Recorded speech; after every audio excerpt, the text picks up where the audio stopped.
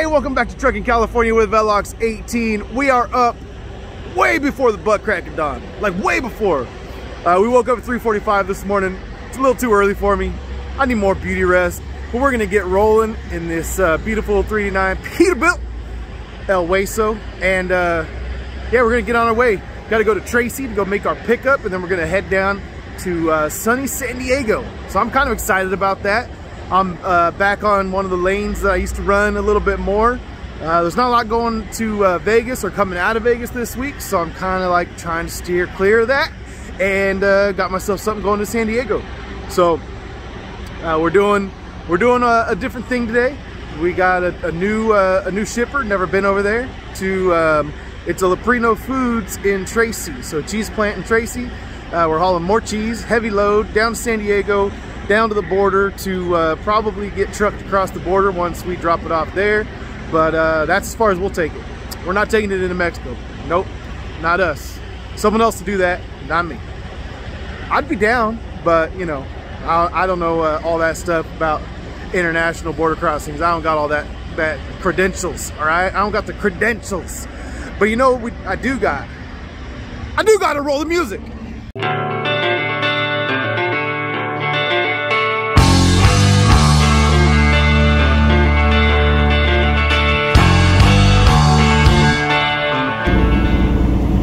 All right, we are on our way. Let's go. We got about 50 minutes to go.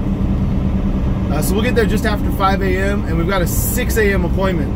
So we're on pace to be there an hour early, but we're definitely going to be traveling the commuter corridor. So it's one of those things where you know, for every minute we start later, you probably get there 2 or 3 minutes later on the other end. So, you know, you leave like half hour later from over here, you end up late. You'll get there an hour later than what you had hoped. So I'm cool being early over there and getting loaded up, hopefully a little bit early. We'll see. I've never been to this this Leprino facility in Tracy, so we'll see what happens over there. But yeah, this has been a weird week on the loads. Monday, I have my local load, just Los Baños to Gilroy, and then from there, I was trying to find a load, just trying to find anything out of Salinas, you know, Gilroy, trying to figure out, you know, what I could do. And I really wanted to get down to Southern California or Vegas or even Phoenix if it paid well enough. And so I kind of had my you know, my eyes on the load boards trying to find something, and man, I was just a little late to the party. I think for Monday, I think all the loads got scooped up really early, so I decided to come back home, regroup, and wake up Tuesday, you know, fresh and ready to hit the load boards. So I did that yesterday, and man, there was 90 something loads on the DAT load board within 150 miles of me. Reefer loads I think within 100 miles. And that number is not a true number. It's just a gauge I use to see the freight volume. You know, a lot of those, because that number is based on the number of postings on their load board, and some of their postings, people have multiple postings for the same load. A lot of brokers do a lot of weird things on the load board where they'll change the cities up on multiple postings to try to get people's attention, when really it's just one load from one market to another market. Anyway, so that 90 something isn't a true number. It's not, and I understand that, but I just use it as a gauge to see kind of how the freight volume is, because obviously if there's more loads, that number is going to be higher. If there's less loads, that number is going to be lower. And I don't need an exact number. I just need to see. I just need to get the vibe. Got to get the vibe of the day. So I had 90 something loads, and I thought, you know what, it's only gonna get better, because, you know, after the holiday week, you know, there's gonna be more loads getting added on in the morning. And man, it jumped down to 60, down to 40, down to 30 something within like an hour of me waking up. There was a couple loads where I checked on the brokerage to see if my factoring company would factor them, and they would. And then I went back, I called on the load, and someone had already booked the load. I mean, we're talking like within, you know, probably 3 minutes of them posting that load, someone was already on it. So I was kind of getting the feeling like, hey, this is moving quickly again today. And I started feeling like I was gonna get left out. And so I jumped the gun. I did, guys, I did. I jumped the gun. I got on the Convoy app, and I saw this load going down to San Diego. They were offering 1,600. So I came in and I offered 21, and they wouldn't even sniff it. So I started panicking a little bit, went down to 1,900, and let it sit there at 1,900 for about an hour.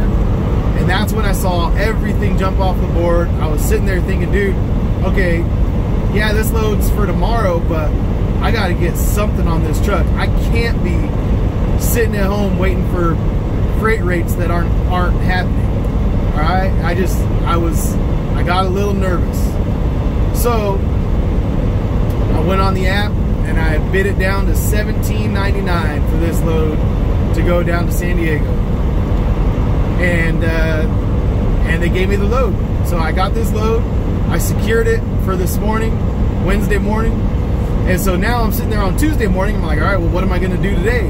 So I keep looking at the load boards, trying to find something local for me to run.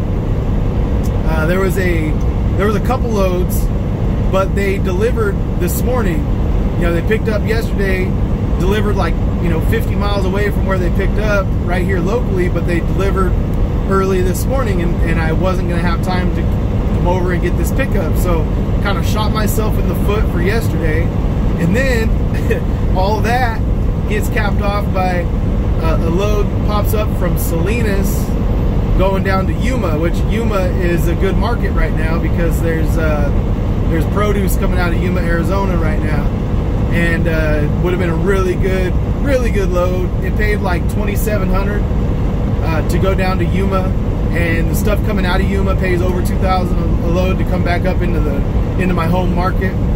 So it would have been a pretty good run, you know, almost $5,000 round trip, and Yuma's not that many more miles than San Diego. I'm telling you, it's pretty much the same once you get down to it.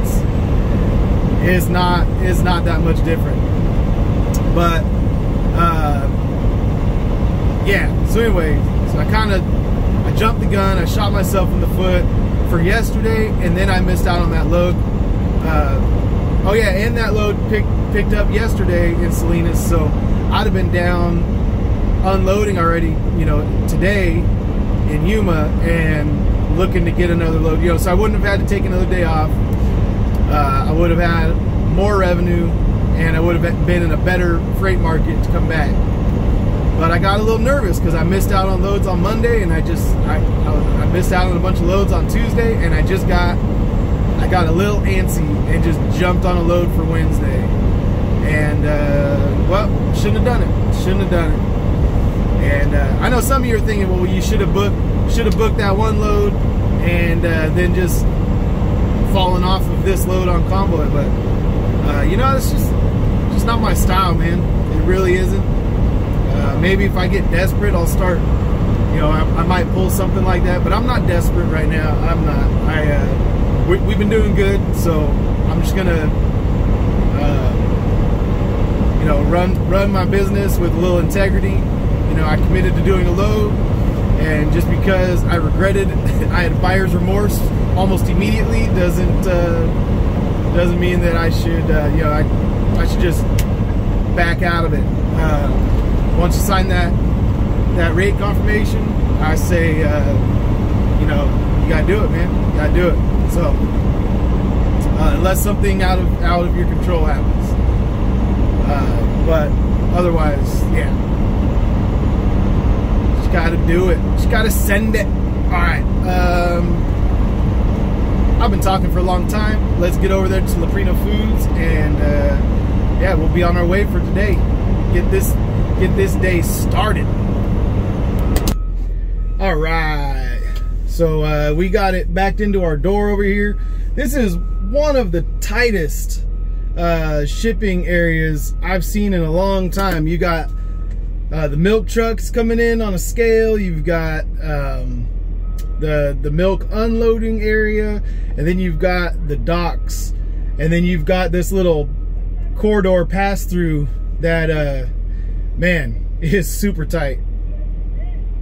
Super tight. So typically let me watch this guy. Hold on.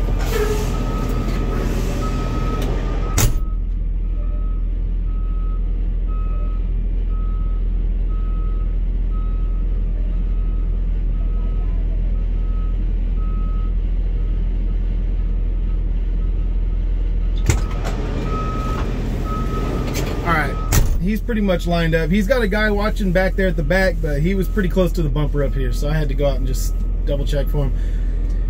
But typically, he would have gotten lined up a lot better when he first got in here if he wouldn't have tried to dock at the same time as me. Typically, if you're getting into a dock next to someone else, it's better to let them get in the dock and then you try and back into the dock. But as I was backing up, he backed in next to me. He actually backed in behind me because he had to come in at an angle. He actually spun around at the front and backed all the way down like this little corridor, and then had to kind of offset dock over here, whereas I pulled through the regular way and then just alley docked like normal.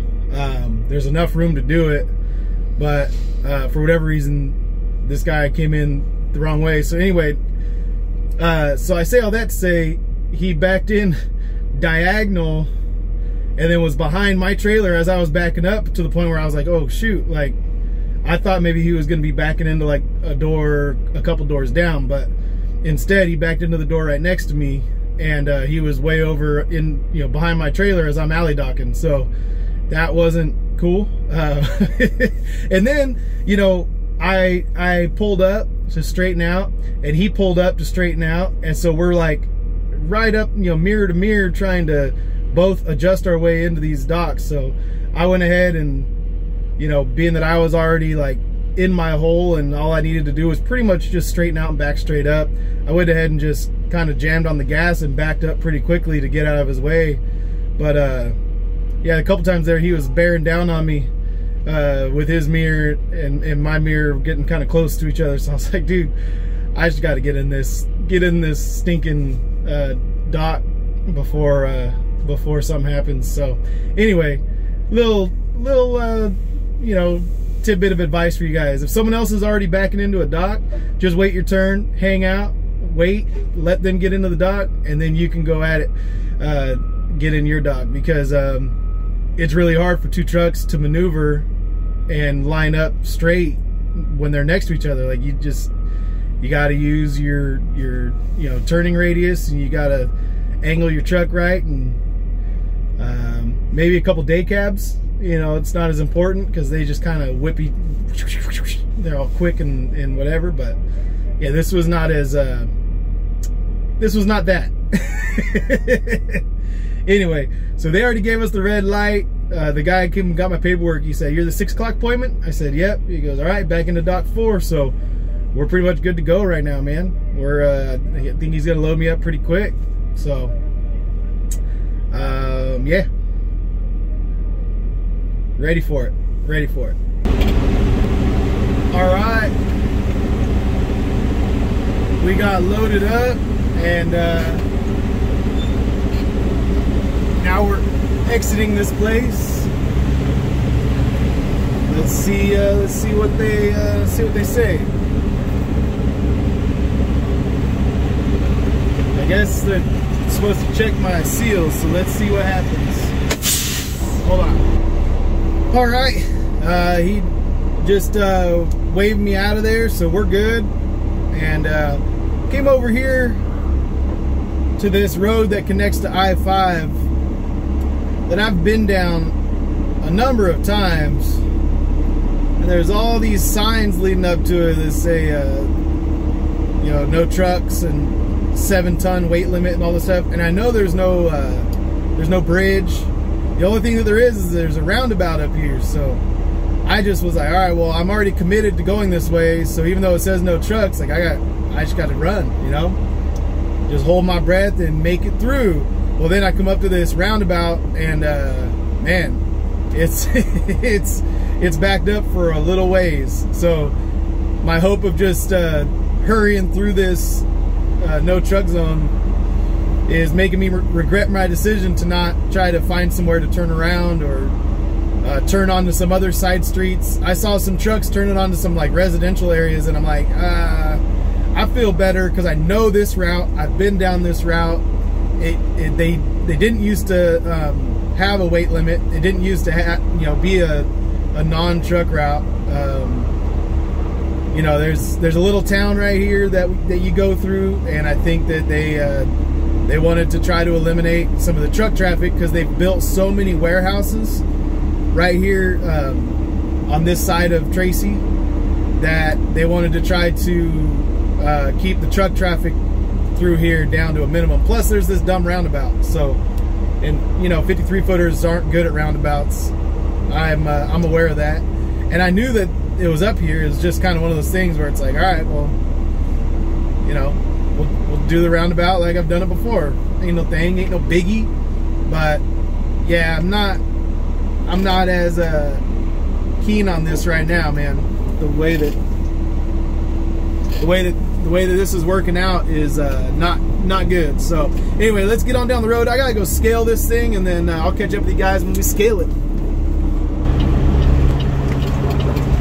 All right.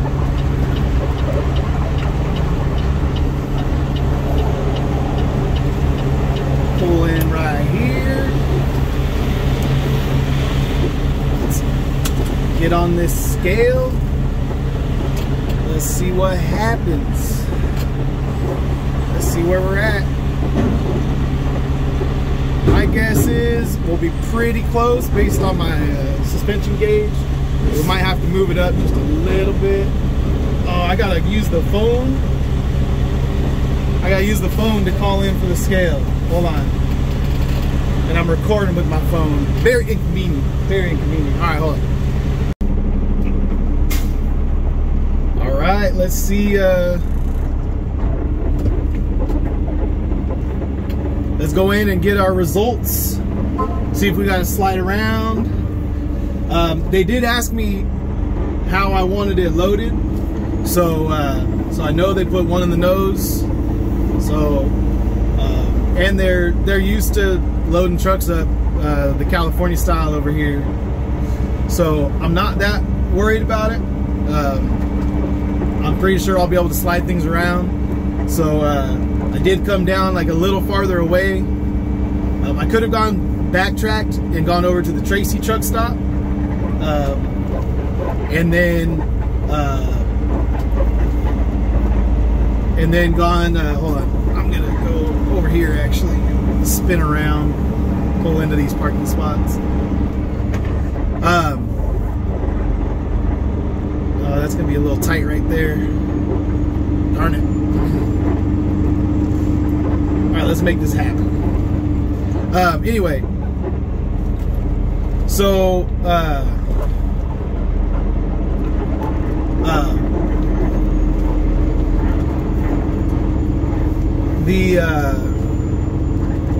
it's not too bad.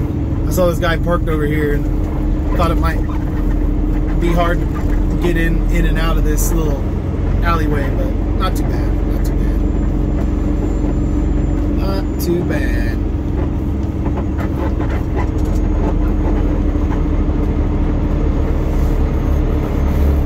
But anyway, so I'm not that worried about the weight. I just got to see if you know, if I need to slide my axles around, that's all I would be really thinking, is just make sure that my weight's distributed properly. I don't think I'll have to go back and get the load reconfigured.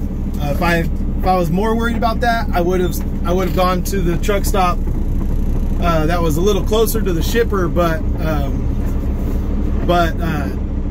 kind of backtracking from the direction I wanted to go. So instead, I came up this way, the direction that I'm actually going, but the truck stop was further away from the shipper. So anyway, if it is unable to be reworked, then I'll just be backtracking a little further than I would have, but yeah, we'll see.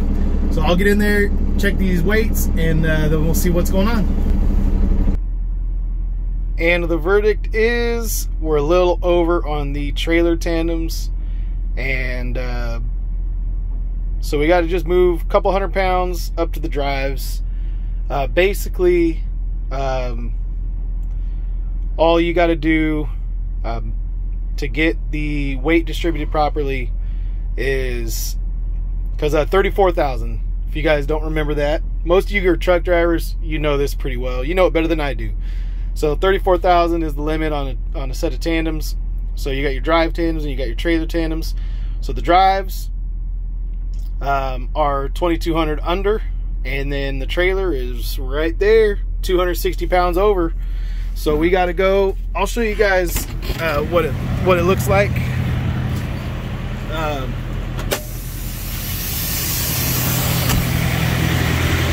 So here's what we're looking at. All right, so you see the peg there, and I believe sliding it one hole will actually be all we need. And all we need to do is make sure that our rear axle isn't past that point. So we've got room to move it back. So I've got a couple holes to play with. So I'm going to take some weight off of the drives by sliding these tandems back. I mean, off the trailer, off the trailer tandems, and I'm going to slide this back. It's going to move it out from underneath the majority of the load, because the load stops about right here. You know, so the back of the trailer is more or less empty. So if I move these trailer tandems back, it's gonna get it out from underneath some of the weight, and that in turn moves some of the weight up here to the drive axles. So that's what I'm gonna do. That's what we're doing. So we'll make that happen right now. All right, so what we did was we engaged the trailer brakes, right? And then we pulled this button. That pin was in this hole, the second hole. So all we did was slide this whole set of axles back one hole. That should have taken about 300 pounds off of this set of tandems. So should be at about 33,900 now, 33,900 something, which is perfect. That leaves us with about 33,000 up there. That means I have room to put some fuel, because I'm not full of fuel, so I wanted to leave a little, you know, these a little lighter, the drive's a little lighter, so that I could put fuel in later and not be worried about going overweight. So we're all set up, we're good to go, and we can hit the road, Jack.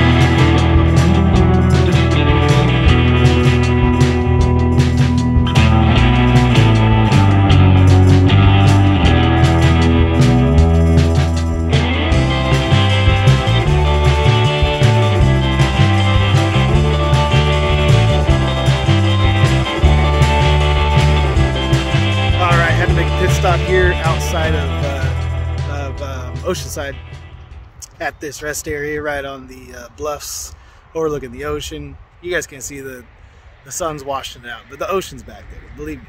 All right, you guys got to believe me. But yeah, man, we're just trucking right along. We'll get down to San Diego in no time, and we're gonna check in over there, see if we can deliver this thing early. But we have an appointment tomorrow morning, but we gotta at least go and just see what happens. You know, we gotta at least see what happens.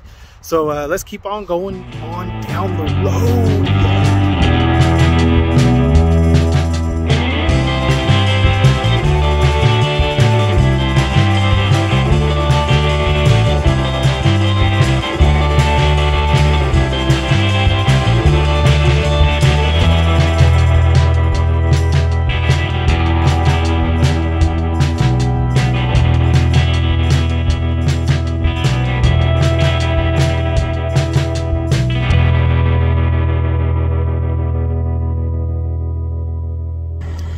All right, we're here. It got dark on us like it does during the winter time. It gets dark early, so got here about 5:30, and we shut it down with a half hour to spare on our 14-hour clock, and we used 10.5 hours of our drive time today. So we put a little bit of mileage in today. It was only actually 520 miles, but we did a lot of traffic, LA and San Diego traffic. That was fun. But anyway, so I went in and I checked in over here, and I just said, hey man, I got a 6 a.m. tomorrow.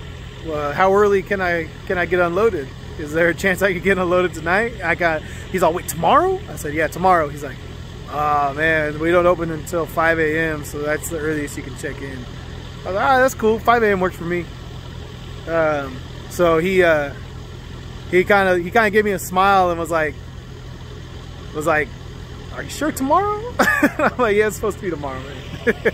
I think they might be missing some loads from earlier today, and he was like hoping that I was one of them. But anyway, it's all good because I got a friend that I used to work with when I lived down in Santa Barbara. We did water and fire damage restoration. He was a college graduate with a history degree who promptly came in. I was like a father of two. I was only like 4 years older than him, something like that. But still, I was like 25, 26, and I've been working there like a year, and I had 2 kids, and I was, you know, doing my thing. And he came in fresh out of college and worked his way into like a promotion like so fast. I just remember being like, that's just because he has a degree. And then I got to know him a little bit better and worked with him a little bit, and I'm like, no, it's because he's like way smarter than I am. But anyway, so I'm gonna go hang out with him tonight. He lives down here in San Diego now. He still does some water and fire damage restoration and that kind of stuff, as well as some construction, project managing, stuff like that. So anyway, gonna go hang out with him. He's gonna take me to somewhere to get dinner, and then yeah, bring me back over here to the border. The border's right there, the border fence, and that's not a guard tower. That kind of almost looks like a prison guard tower. That's not what that is, guys. All right, it's just the airport's right there over in Tijuana. So anyway, we are gonna call it a night. I did want to tell you guys because well, I'll hop in the truck and I'll tell you guys what else we got going tonight, or what we're looking at for tomorrow. But change of scenery, hop in the truck. All right, so what we're looking at tomorrow, just wanted to give you guys kind of a heads up because I was trying to book a load a day in advance, because right now it seems like it's the only way to do it, right? Monday, just have my local load, got skunked. Tuesday, got skunked. I had to wait till Wednesday to get my first load of the week, well, besides my local load. And so now I'm down here in San Diego, and I'm like, dude, I gotta get something. So I opened up the apps, opened up the load board, and it's just full. It's just so much, and the rates are really good. And I was like, you know what, man, I'm gonna pump the brakes. I'm gonna pump the brakes because I think there's gonna be some good rates tomorrow. So I'm gonna roll the dice. I'm gonna wake up in the morning, I'm gonna start looking at the loads, start looking to see what rates, what loads are out there, what rate I can get to get back to Northern California. But right now I got an offer in on a load for $2,500, but I don't even want that load. It's and I'm not that far off. He said right now they'll do it for 22 easy. And I was like, I'm gonna wait till tomorrow and see how desperate people get, because I think I'll be able to get 25 no problem. But that one goes all the way up to Sacramento, and I don't really want to go to Sacramento. I just want to go back to like Tracy or Stockton. So anyway, so we're going to roll the dice. We're going to hold off on booking anything today. We're going to book something tomorrow. You know, we should be up early enough to tackle the low boards and find something tomorrow morning to get us out of San Diego. I might even deadhead out to like Yuma, because there's some good stuff coming out of Yuma right now. So yeah, anyway, we'll see what happens tomorrow, but that's on tomorrow's video. Today's video is done. This is it. Oh, I do want to mention, so these guys put on the rate confirmation 34 degrees again. This is the second time I've had Convoy mess up, because the guy goes, hey, it's supposed to be a -10, bro. So I'm gonna call them and get some more money. That's what happened last time, and I got some more money out of them. So I'm gonna call them again this time, try and get some more money out of them, because, you know, just it runs the reefer a lot harder. It's got to hold -10 during the winter time. It's not that bad, but I mean, it was like 80 something degrees going through LA today. Shoot, felt like summertime. It's a little foggy over here, so it's a little cooler, but anyway, yeah, they gotta give you the right temperature. I mean, that's 44 degrees off. That's a lot. That's a big difference. It's a big difference. So anyway, I don't know how much more like fuel or anything it actually will cost me, but nevertheless, just the fact that it's making my reefer work that hard, you know, wear and tear, I don't know. It just bothers me. All right, that's it for this video. That's it. First real load of the week off the spot market, and man, it's Wednesday night. I haven't even delivered it yet. Got to deliver tomorrow morning. So I'll catch up with you guys tomorrow. Love you guys. Peace.